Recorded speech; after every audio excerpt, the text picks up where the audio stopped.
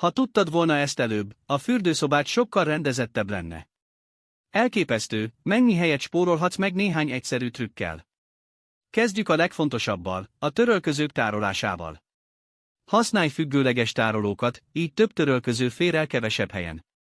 A kozmetikumoknál pedig jöhetnek a mágneses tartók. A falra szerelhető megoldások felszabadítják a polcokat, és szuper elegánsak is. Ne feledkezz meg a zuhanyzóról sem. Egy praktikus zuhanyzópolc mindenre megoldás, ami csak a zuhanyzáshoz kell. És a legmeglepőbb tipp, használd ki a ajtó mögötti teret.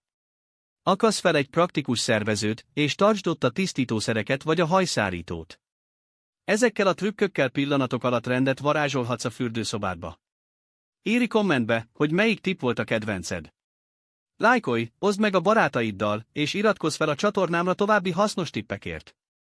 Milyen más trükköket használsz a fürdőszobai rendszerezéshez?